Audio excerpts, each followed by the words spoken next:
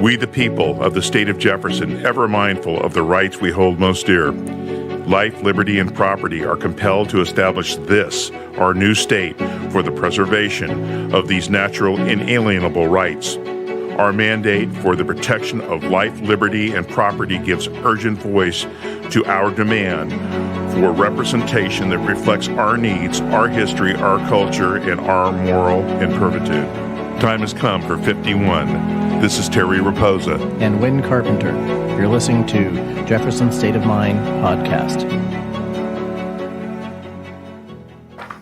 Good morning, everybody. This is Terry Rapoza and Wynn Carpenter, and we welcome you to our podcast, Jefferson State of Mind. And we have Janet Chandler with us. We're going to be working on our second podcast about the Constitution of the state of Jefferson. And so we don't want to waste any time with that. Janet, my dear, take it away. Good morning. I like the Constitution. I like the state of Jefferson Constitution. I hope that at some point in the near future we all get to take a good look at it and start living under it. Last time we talked about Article 1, which is a declaration of rights. We all have rights. We know that. And we talk about them and we talk about our rights. But with rights go responsibilities. So that's what we're trying to do in these podcasts, is discuss the responsibilities that you have with the Constitution and with your government. When we ended last time, we were talking about sovereign republic. What is a sovereign republic? What does that mean? What does it mean to you? What does that do to your duties towards your fellow man and your government? Well, first of all, sovereign means the person in charge, the king, the ruler. In our system of government, who is sovereign? The people are sovereign. They bow only to their creator, their God. They do not bow to a king. They do not bow to government. Then what is a republic? Well, it comes from the Latin res publica, which means this thing of the people. And what is that thing of the people? Roughly translated, it means the rule of law. Not the rule of man, not the rule of a king, not the rule of capricious governors. It is the rule of law. So under a sovereign republic, we have the people who have banded together to live under a system in which law is the ruler, and they all agree to what the law is. It is not Governor Newsom deciding what you should or should not do with a mask or distancing or vaccinations. It is not Joe Biden telling you what you should do with your business and whether you should close it. It is not the FBI raiding Project Veritas. It is the rule of law. And the law applies to everyone. So we are not a democracy. Absolutely not. So then why do these folks who are elected into representative positions show their ignorance and scream democracy, democracy, democracy? They constantly say we are a democracy. Why do they keep doing that? Well, for two reasons. Primarily, one is that they're really ignorant. Mm-hmm. And the second is that under a democracy, they will have more control. Right. Because if they can get the majority of people to decide what you are going to do, then all they have to do is convince the majority to vote a certain way or to approve a certain something, and then they get their way without abiding by the law. I heard a statistic recently that 90% of older people have had the vaccination. So does that mean that the vaccination is right? It is safe? It is legal? No. In a democratic society, 90% have agreed that they will get it, but that doesn't make it right. That doesn't make it lawful or legal. So a democracy is two wolves and a sheep voting on what they're going to have for dinner. Exactly. That's an old one. What if 70% of the people in Shasta County decided that the other 30% could not go to a restaurant without a vaccine passport? That's democracy. Right. That doesn't make it right. It doesn't make it lawful. And you're right. It just makes it a democratic decision. That's not the rule of law. That's the rule of the mob. So democracy is mob rule. And the news media is a willing accomplice to all this and this control mechanism that you talked about. It's nice that you're talking about the rule of law, because that really is what we're based on. Uninformed people, or maybe even people getting bribed into getting vaccines, right? Paid off, yeah. It paid off and all this other crazy stuff. And we won't have that in Jefferson. Well, not according to our Constitution, because as we talked about last time, we do have that item in our Declaration of Rights that says that you have medical freedom. Yes. You determine what goes into your body. You determine what is going to happen to you and your family medically. It's not up to the state, because it doesn't matter how many Faucis or how many doctors say that you should have a vaccination.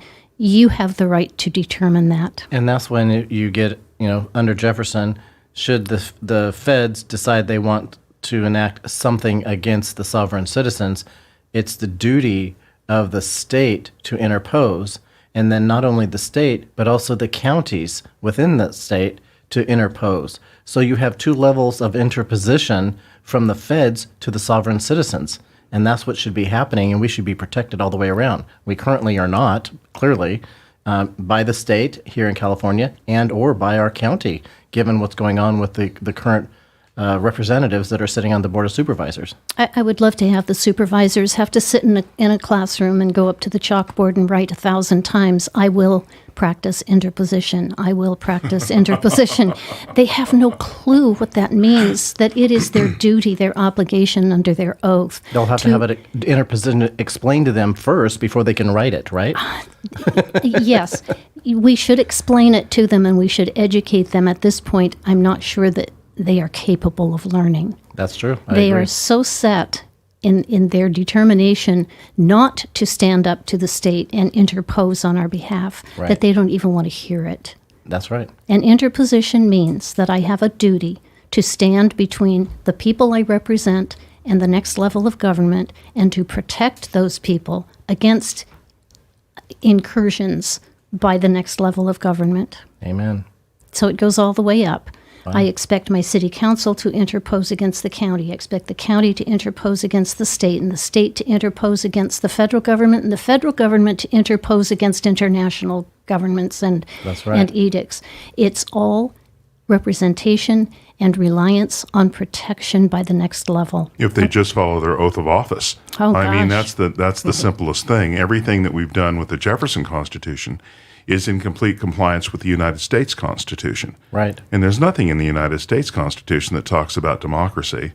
There's nothing in the United States Constitution that talks about the issue of what the government can tell you to put in your body or not put in your body. Or they don't have any real control over your health. I have the right to property, and my body Is your is property. my property. Amen. Yep. Okay, so we're good on the Republic part of it? I hope so. All right. Yes. Hopefully yes. it's clear to everybody. Okay, now let's move on to Article 2 of the Jefferson Constitution and its distribution of powers. This is extremely important considering what California is doing.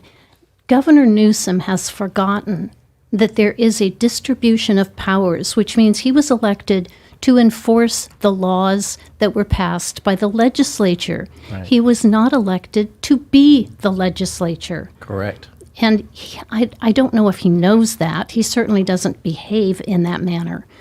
So he just writes out edicts and mandates and orders and his wish list for Christmas, and then we're all supposed to go along with it. Well, that's not how government works. And he's an exception to that list.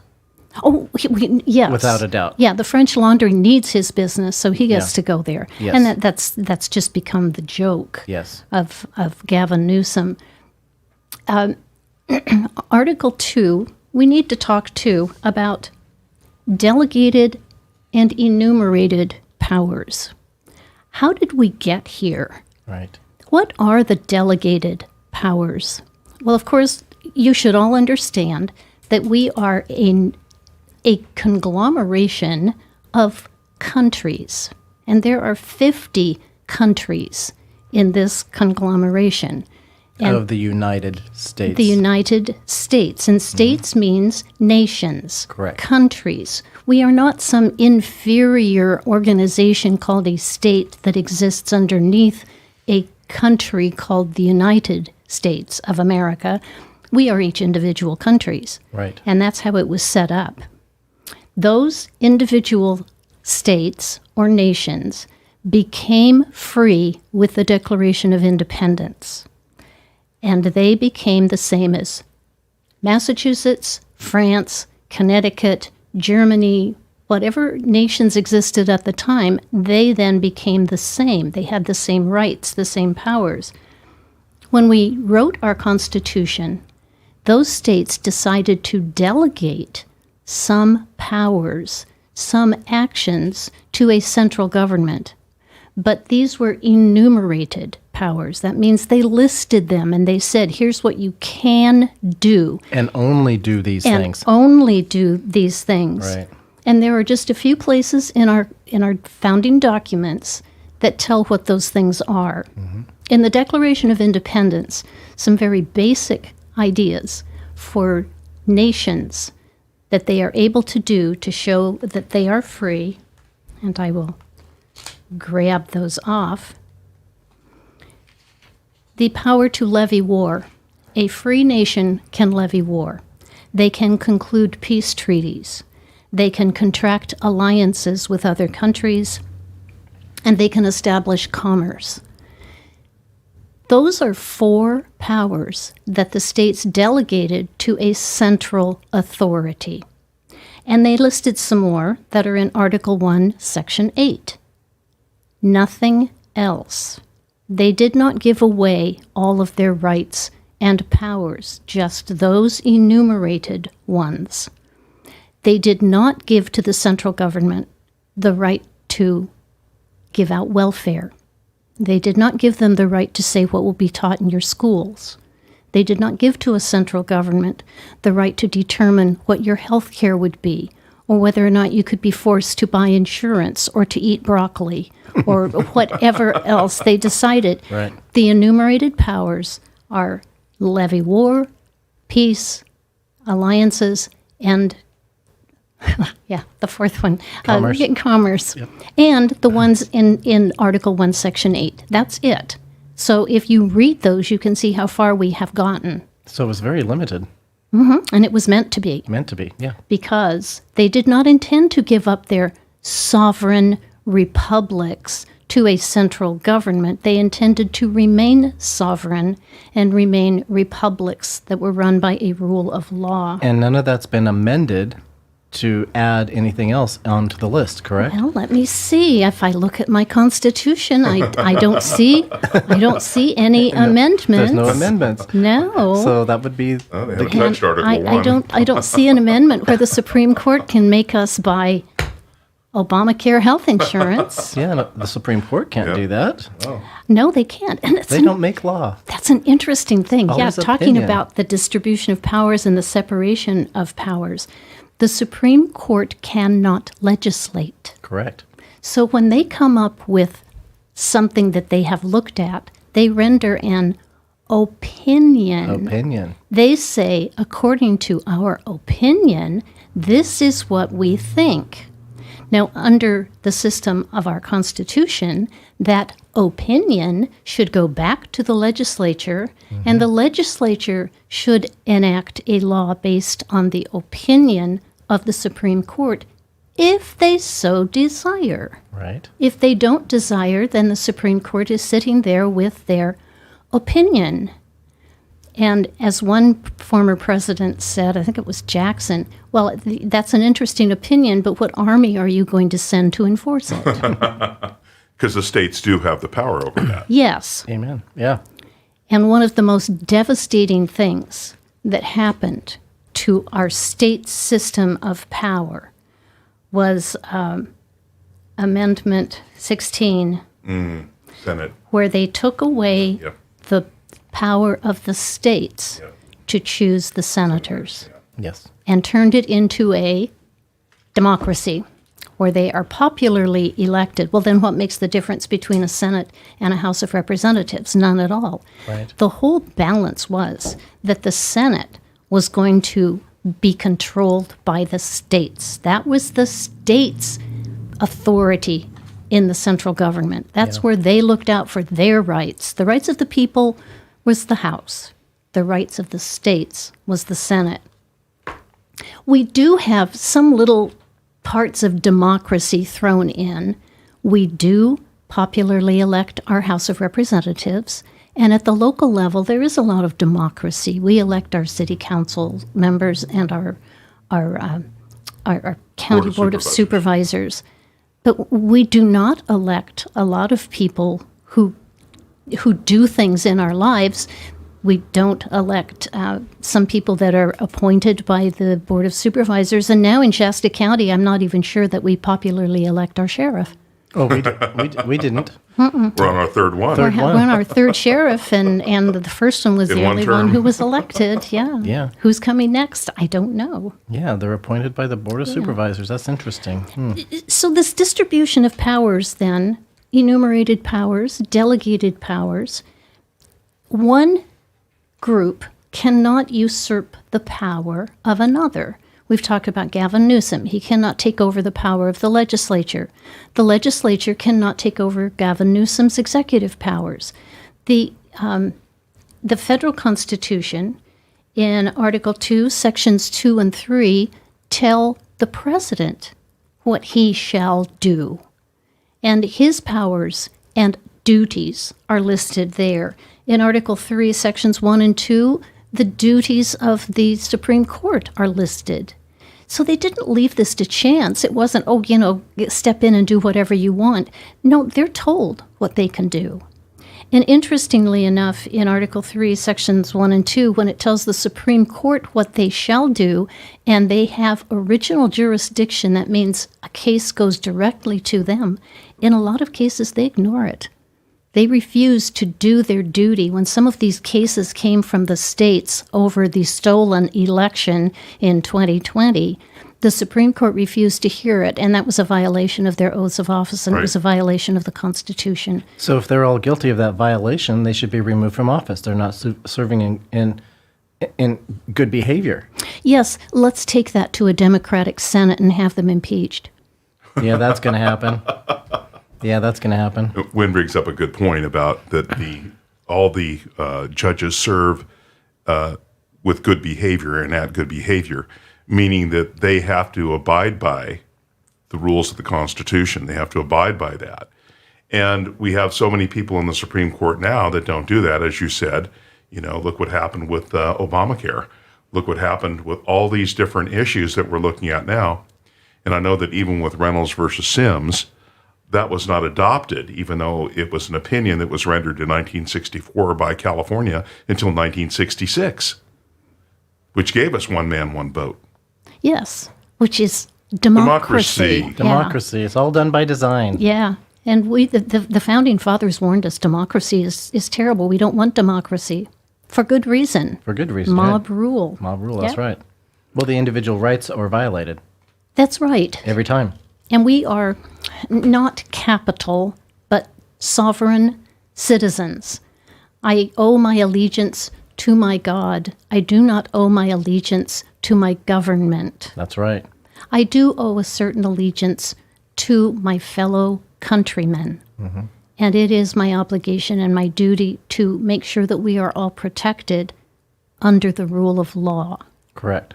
But I'm sorry I'm stepping on toes here, but I have a real difficult time with the Pledge of Allegiance, because I do not pledge allegiance to a flag. I pledge allegiance to my God. And it is that God that has blessed my country. It has blessed my Constitution. It has blessed my republic. But that's where my allegiance lies. It is not to a flag of the capital United States of America, which is a corporation. No, I'm sorry. I cannot pledge my allegiance to a corporation. Right.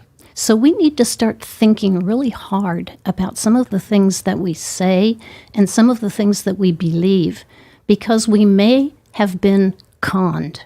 You think? I do, yes. And also in the Pledge of Allegiance, it says one nation under God. No, we are 50 nations under God, and we are divisible. Yes. The Declaration of Independence says that we can form a new government and separate when the old government is not meeting our needs. That's right. And also in Romans 13, a lot of people read that wrong. What Romans 13 basically says is not to be lawless. The government that God forms, that God put forth on this earth, and by using Romans 13, that discussion and that particular chapter talks about how the government is always to be lawful. And when we have a government that's not lawful, it's our duty as Christians to stop that government and form a government that is lawful, abiding by God's laws. So you're absolutely correct. I don't have any kind of problem with your thought process on the Pledge of Allegiance. Remember, too, that there is a difference between legal and lawful. Yes, Amen. ma'am. Yes. And if a legislation is not based on the Constitution, but it is passed by the legislature, it is legal because they have gone through the process, but it's not lawful. Correct. And we need to learn the distinction and practice the distinction. It goes back to maybe the first thing you just said, and I'll just leave it with that, when you talked about how basically a democracy is a control mechanism. And that's exactly what it is. It's a control mechanism, because if you can get people to believe that the mandate is the right thing to do, all of a sudden, as you were saying, and rightly so, the mandate almost becomes law because people are abiding by it. People are complying with the mandate. But you're complying with something that is legal, or is it? But it's not lawful. That's right. Right. Yes. And remember, too, that our founding fathers very clearly said that if something does not abide by the Constitution, it is null and void. It is not law. You can ignore it. Nullification, there's that word we talked about last time. You can nullify it. Yep.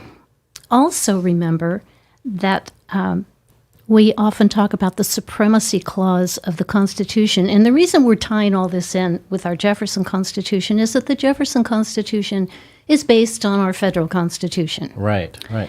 So the Supremacy Clause says, and everybody always misreads this, that the federal government then is the supreme law of the land. And it's not the federal government, it's the Constitution. Yes.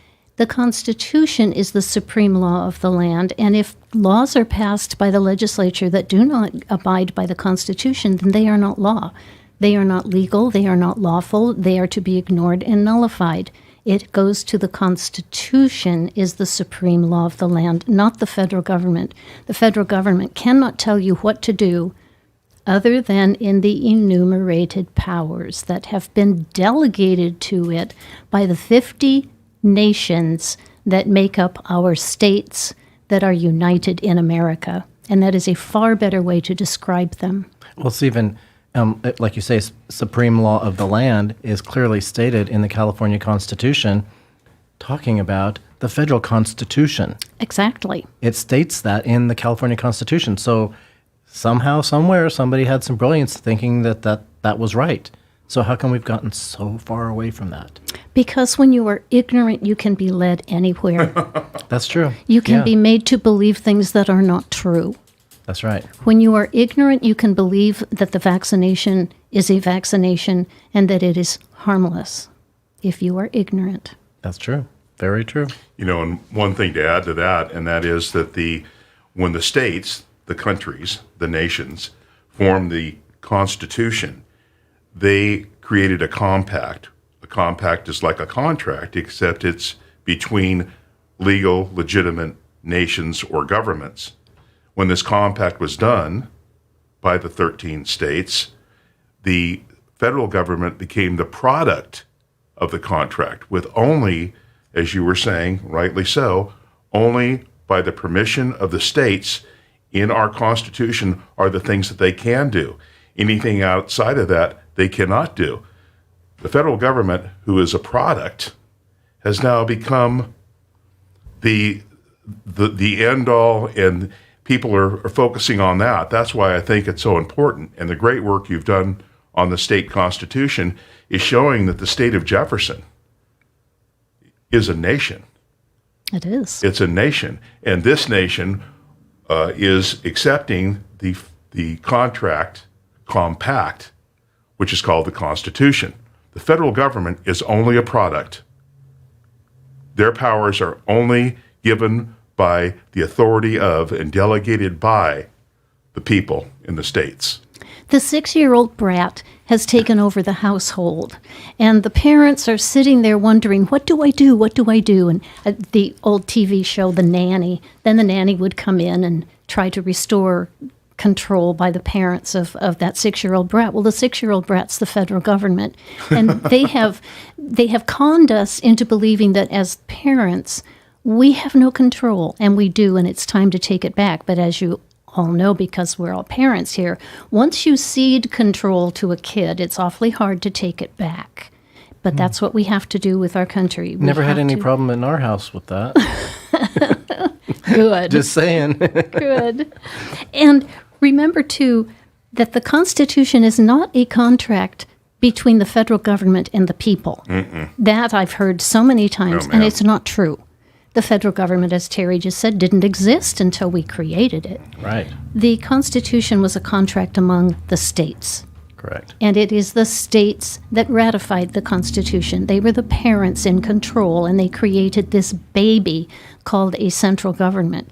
Ratifying means they accepted it. They accepted They it. accepted and said, yes, we're gonna allow this to happen for our state being represented by the feds or the federal government For certain limited duties yes, like you for listed earlier. powers, right.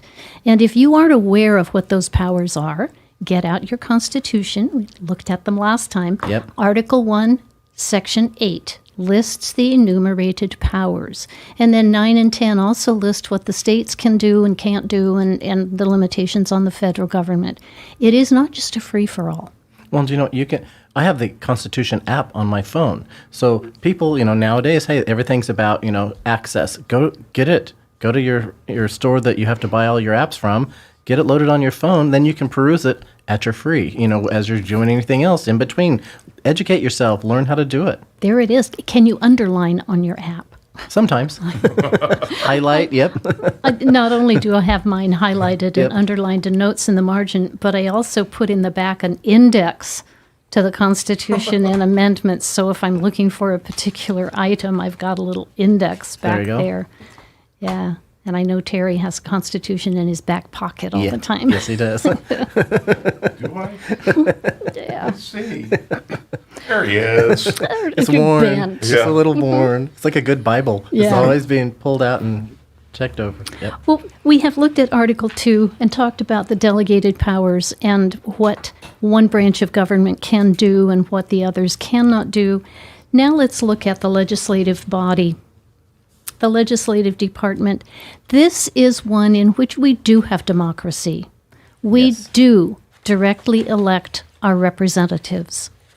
So there are little bits and snippets of democracy within our system, but if you think about it, at the federal level, the people elected the House of Representatives, and as it was supposed to be, the states elected the Senate. And it was the Senate that, in effect, with the help of the president, elected the Supreme Court. None of that is democracy. It's all representative government. So our founding fathers did not intend for us to have a democracy, only at the very local level where you can control the people. As long as your numbers are doable and you have enough adequate representation. And that's why it doesn't work at the California state level, because a democracy cannot happen when you have 1 million people voting for one state senator. Right. That's not democracy. So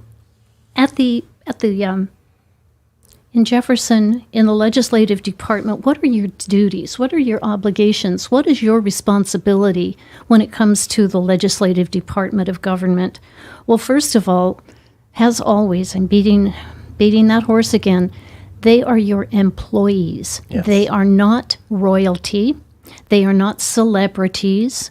You do not look at them in the grocery store and say, oh, look, there's that guy. I saw him on TV. They're just people. Right. Their kids go to school. They shop for groceries just like you do. They're flawed like the rest of us. Yeah. Yeah. They're not celebrities. You don't owe them anything.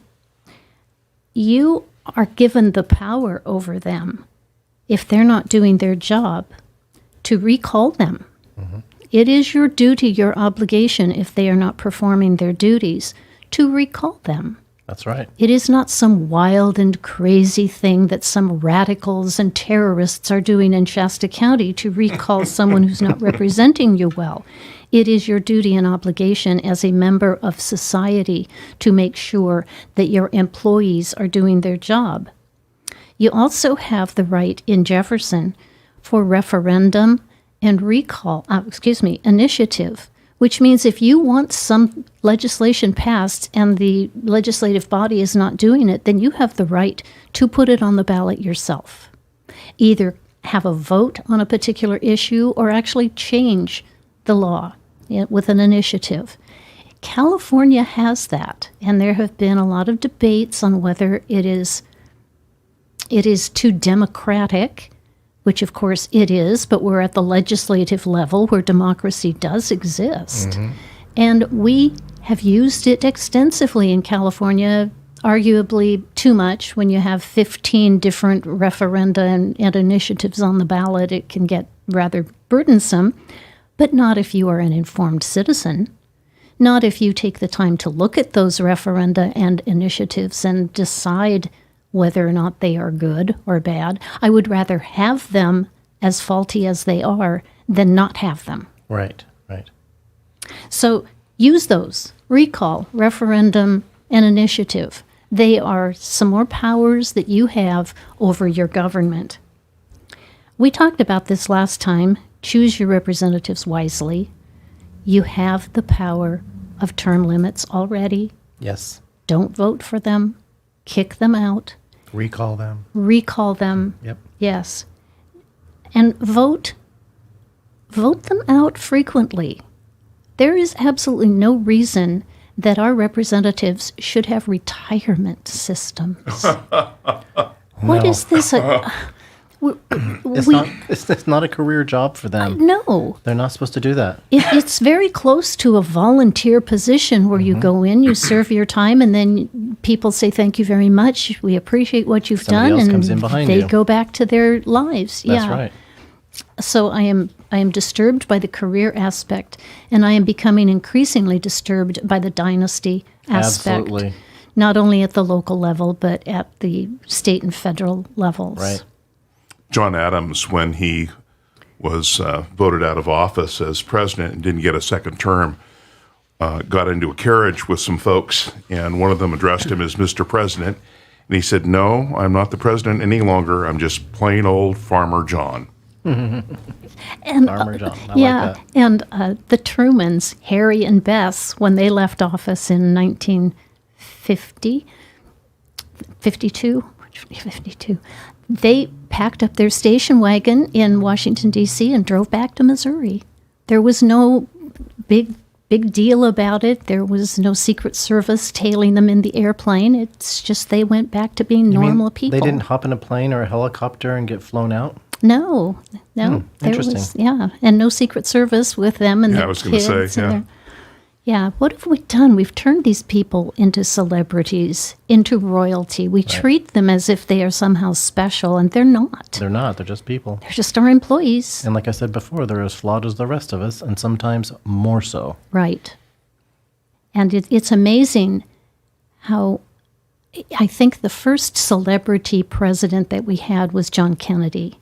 Up until then, we didn't really worship them. Mm-hmm. And if there was any man more flawed than John Kennedy, we have not seen him in the White House.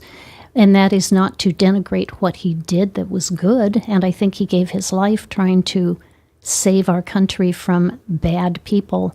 But he still was a flawed man. Right. We're all flawed. Well, I kind of think that there might be at least one more that might be right there running neck and neck with him. You know, Clinton? someone party. asked me a few years ago. I was talking about how I didn't like any of the presidential candidates, and I didn't like the presidents that we'd had previously. And he said, "Well, what president did you like?" I said, "Well, I kind of liked Calvin Coolidge. He just let the country do what it does and stayed out of the way." But these people have decided that they know better than we do, and so they have to impose their ideas and their ideologies on us, and it does not work. Doesn't work, nope. There are many ways in which you can participate in government. We have a redistricting going on now. How many of you were involved in the redistricting at either the local, state, or federal level? Did any of you listen to Doug LaMalfa's phone call about redistricting? I did. Did you send in your ideas? Did you participate in what is an extremely important issue that will affect us for the next 10 years? Do you even know about the redistricting and the committees? Did you participate? Did you do your duty to know what was going on? When was the last time you called any of your representatives? And when did you actually get to talk to them? And talk to them, yes. If you keep calling and you, well, we did this with We the did. state of Jefferson. Yes, We did. Thousands and thousands of phone calls. And after a while, they got upset with us because we were challenging them. We were actually using the telephone line for which they are supposed to be responsible. Gobbling up their precious time. Yes, how dare you talk to us? Yeah. We're busy. I think at one point the governor said we're taking care of state business. Well, they were eating their pizza. Taking care of the people's business. Yeah. People's business, but not People's listening business. to When or we- talking to yeah. the people. Yes. How does that work? Yep. Attend meetings. Boy, in Shasta County, I can't fault you guys here. Yeah. People attend meetings. They have been at that Board of Supervisors meeting every week for years. Yep. We have gone to their offices. We have intimidated our employees to the point where they think they're being threatened. No, they're not being threatened. They're just being challenged to do a better job. You know, and I think there's an important point there, and that is when you go to your city council meetings or your board of supervisor meetings, you don't need to thank them for allowing you to speak. No. And a lot of people get up there because we're polite, nice people. And we get up there and we say, "Oh, thank you, board, for allowing me to speak." Wait a second now. No. You are the employer. They are the employee. You could say, "Good morning. How are you all today? I hope you're all doing well today." But you don't thank them for allowing you to do something that is not only your First Amendment right, but as their employer, they need to listen to you. That's right. It's bad enough they only give you 3 minutes. Right. Oh, Yeah. well, yeah, one of my pet peeves. Thank you for allowing me to Oh, be my here gosh. today. Yeah. Yeah. Instead of, it's good that you came to our employee meeting. I like that one. I'm sorry, I like that. I love it. That's Janet 411. Yeah. Demand accountability. Don't let them get away with some of the stupid statements they make or some of the stupid behaviors that they demonstrate. Call them on it. Yeah, It's a corrective action. that's right. You do corrective actions with your children. You do corrective actions with your pets. If your dog gets out of line, you correct them, right? That's what you do, and then they get back in line. Same with your children.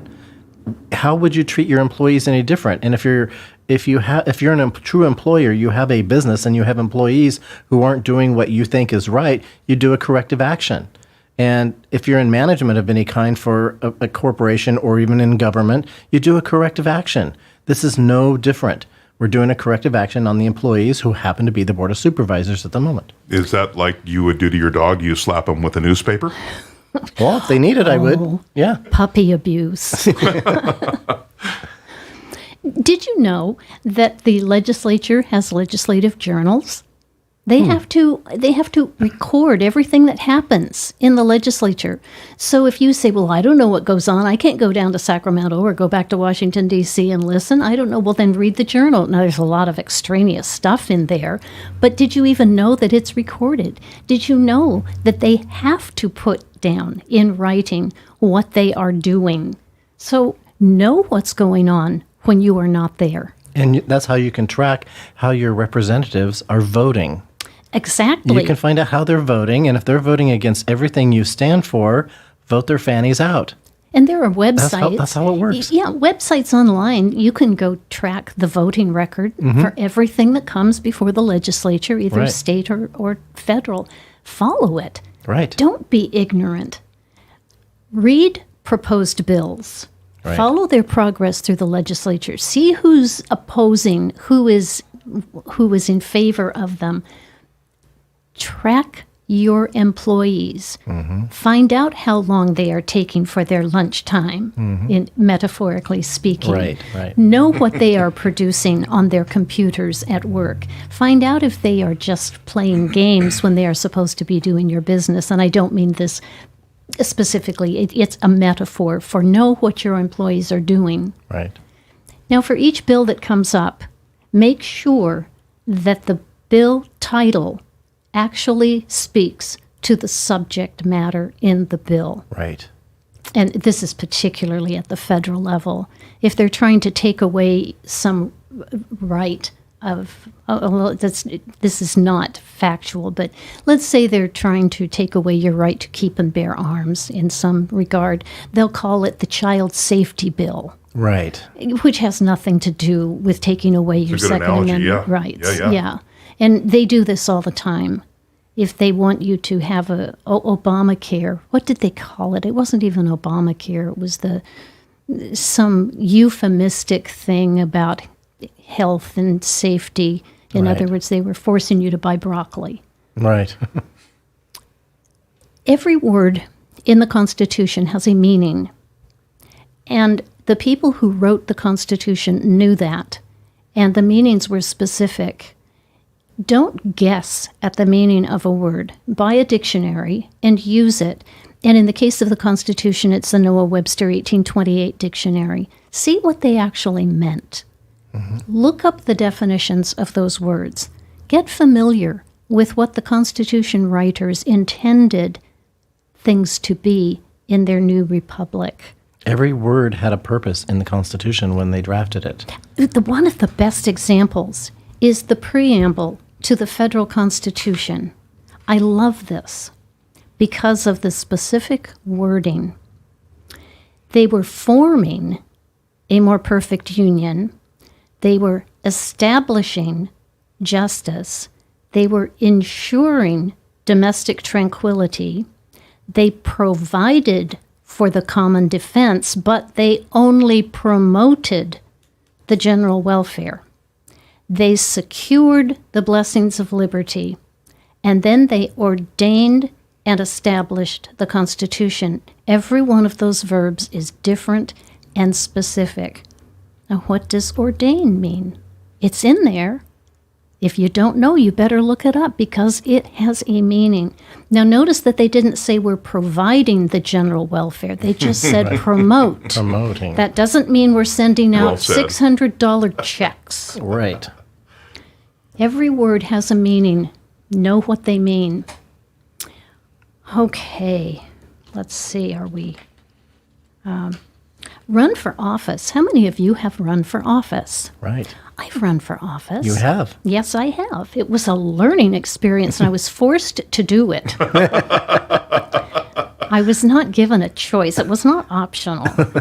And I ran it by a couple of my friends, and they said, oh, don't do it. Don't do it. But Mr. Rapoza insisted. It is an interesting experience. It is eye-opening. It is amazing what you learn that you didn't know Right. about running for office and what goes on behind the scenes. If you can't run for office, then at least support those who do. Campaign for them, collect money for them, donate money for them, get involved. Collect signatures where necessary. Collect signatures. That's huge. I am just in awe of the signature campaign that went on for the recall. Mm-hmm.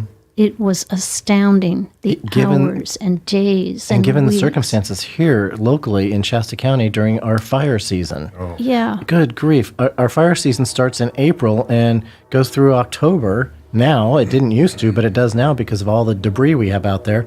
Then the heat on top of it. It's a hot mess here during that from April to October, 6 months of the year. It's a complete mess out there. So people aren't out there, running around, walking around, what have you. But a lot of these patriots are out there doing exactly that, collecting signatures and knocking on doors and doing everything they could to get that done. True heroes. Amen. Tracking down people who had deficiencies in their signatures on the forms, and tracking down people who were evacuated. And it was an astounding deed. Mm-hmm. And I know Leonard Modi was not happy with the result, but he should, as a good employee, have said, I applaud you people for carrying out what you think is your civic duty. Mm-hmm. And he should have said, obviously you're not happy with the job I'm doing. What can I do to make it better? Yeah, right. Yeah, he's not going to do that. That was going to happen. and that's precisely why. That's why. He's being recalled. That's right. He doesn't get it. And he obviously never will, because if that wasn't enough of a wake-up call for him, instead of saying, what have I done to make these people unhappy, he said, why are those unhappy people pestering me? Yeah, he's doubling Worse down. than that, he had a statement that said that we were creating chaos and even basically trying to harm people. I Yeah. mean, he actually made a statement, and being a constituent in his district, we got that statement.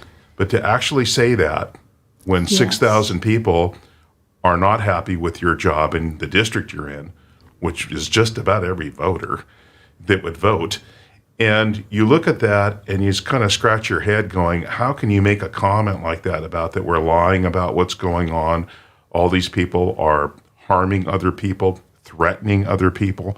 To make that kind of comment is just despicable. I don't mean to get off subject here. No, we're on the But- subject. Okay, yeah. good. Okay, because it is despicable what he did. And, even stepping down at this point that's even one step he could take that would be maybe admirable to a degree, but he doesn't even have that in his His thought makeup. process Yeah. and his makeup. When yeah. you are that far removed Oh, man. from the will Unreal. of the people, you have no business representing them. That's right. And that's what they have said to him. Mm-hmm. You don't even know what we're talking about. We cannot have you represent us at a county level. And it's not just his district that he represents. His vote counts for all of the county. And that's one thing people have to really understand is that, he's from a district and he represents a specific district, and he's voted in or out of office in that district. But every vote that he makes tacks on to everybody else in all the other districts, the other 4 districts. So he's 1/5 of the accountability for the vote for the entire county.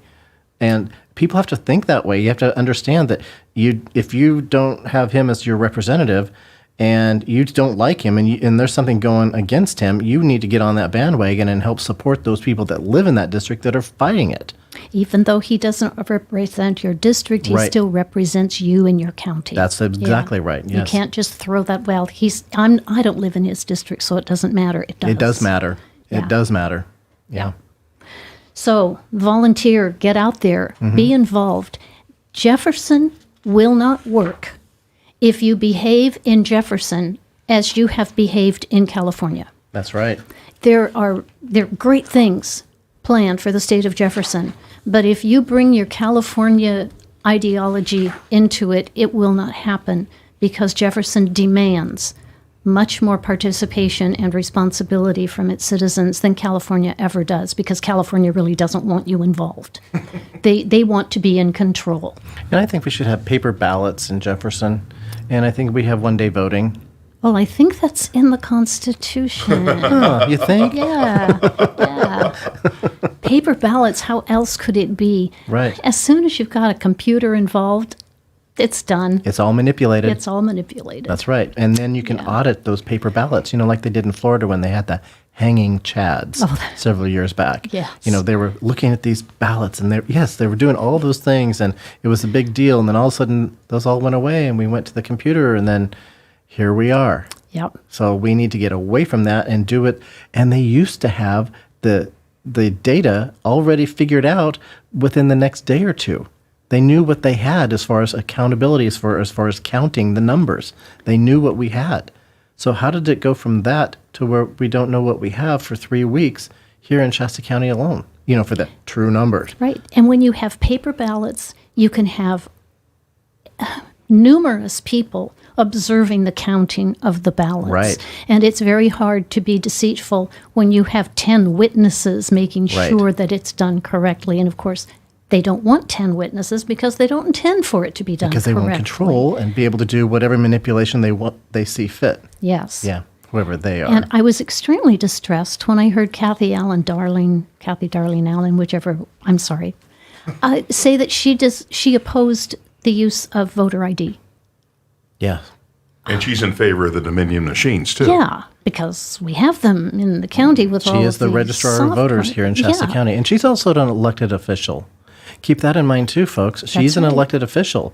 So if we don't like what she's telling us and we don't like what she's doing, Diselect her. right, vote her out. Yeah. I mean, you have to do that on all elected positions. Every elected position, you have to look at them individually and see what they've done or not done and see what abuses they've incurred on the county, meaning us, the sovereign citizens, and then start voting those folks out and voting somebody else in.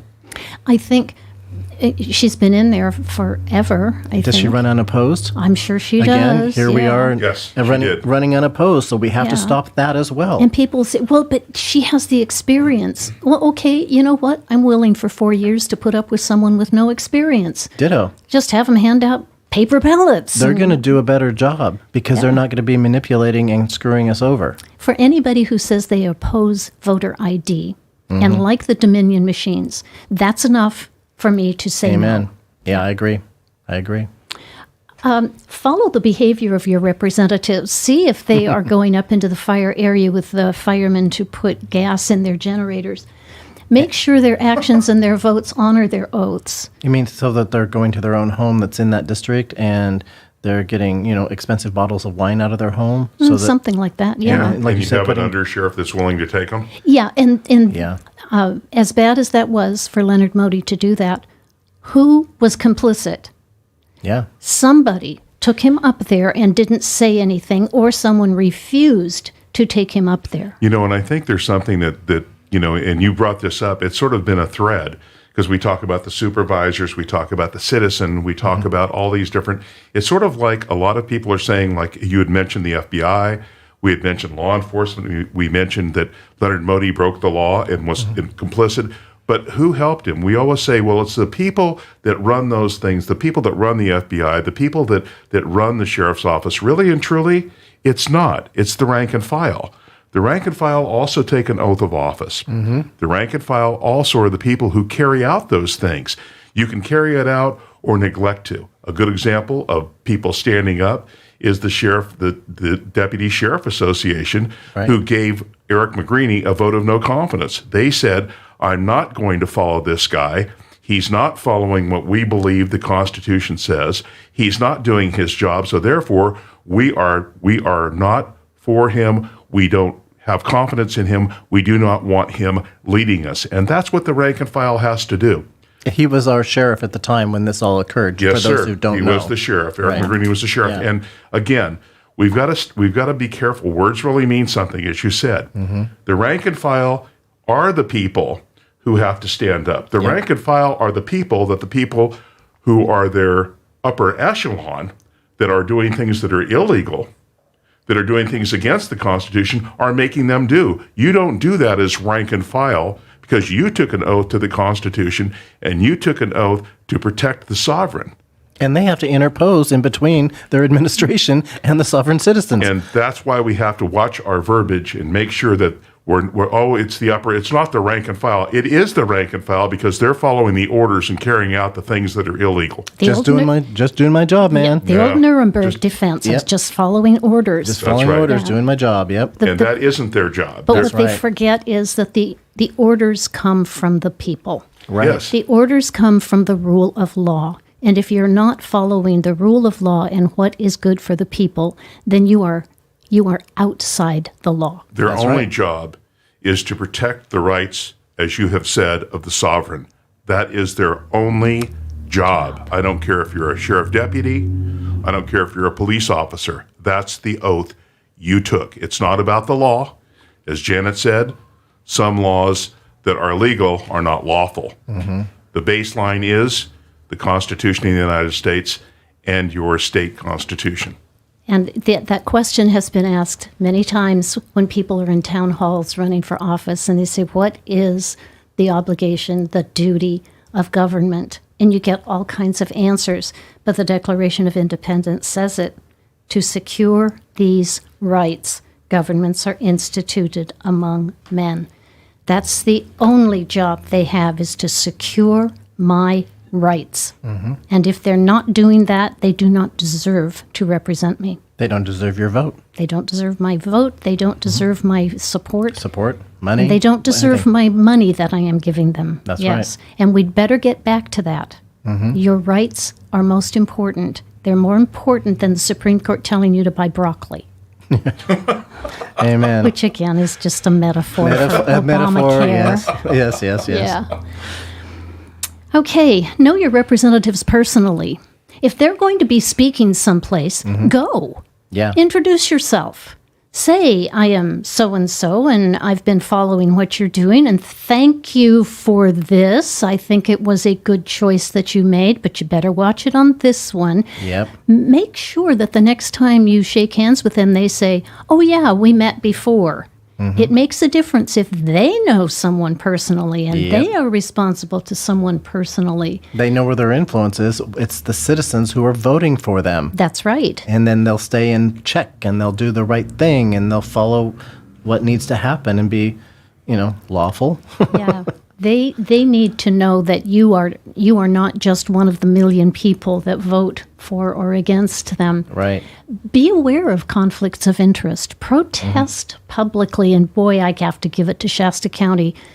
They are protesting publicly. Yeah. We have an on-fire citizenry in this county. We are not sitting back. Board of Supervisors, city council meetings, school board meetings. I think there's one tonight. There's one tonight. Yeah. Protest Yeah. with the shoes. With the Yep, shoes, yep, yep. Bring your old shoes. Yep. Yes. Article 4. We're up to the executive. The executive is not a dictator. Right. He is not above the law. He is your employee also. Gavin Newsom is your employee. I find it very difficult to believe that the recall election against Gavin Newsom was fair and honest. Oh, I agree. Can you say Dominion? Of course. And you can say pre-programmed outcome? Yeah, and he knew it was planned ahead of time. He and paid for it. He knew what the outcome was going to be. We paid for it. He just Yeah. wrote the check. You cannot convince me that the number of people who opposed him and supported the recall and gathered and signed signatures was 30% or something. What did they say he won? Yeah. 70%. Yeah. No. No. There's Well, that's No why we way. need to do a forensic audit on every single county and in the elections office. Every single county. It has to happen. It has to happen. And then, of course, Gavin Newsom, after the recall, used that as an excuse to just double down and do even more unlawful things. That's right. Which hadn't been lawful in the first place. And those are the things we know about. And then at the federal level, we have when the courts actually step up and say, no, OSHA, you have no authority to do this. And the president and, well, the administration says, oh, we don't care, we're going to do it anyway. Right. We have a government out of control. We do. And Yep. of course, when that happens, then we as the sovereign citizenry are no longer obligated to follow them That's right. because they're breaking the law.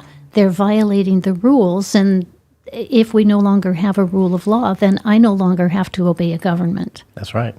Yeah, we have about 2 minutes left. No, that can't be. I know, but we can always do this again. We'll do it as much as we need to. So is there any thoughts you have that you want to get to before we Yeah, wrap this we up? pretty much covered 4, 2, and 3, but 7. I know that it is difficult, but listen to those State of the State and State of the Union messages and analyze them critically. For goodness sake, don't tune in to CNN afterwards to get their take on it. Right. Do your own job. Yes. Read it, listen, think about it. I know it's very difficult to think critically because you probably were educated in California and you didn't learn critical thinking skills. But learn how to do it. Learn to question everything. Yes. Yes. What we want to do, folks, is out there, if you would share this. Janet Chandler has been our guest. We love her and call her the mother of Jefferson, which is so true.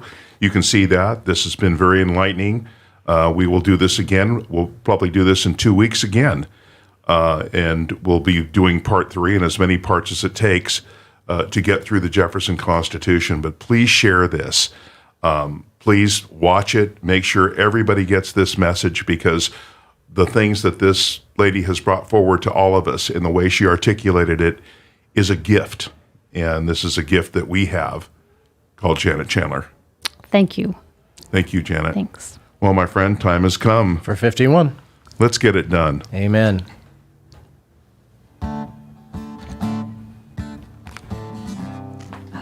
I thought we'd get farther.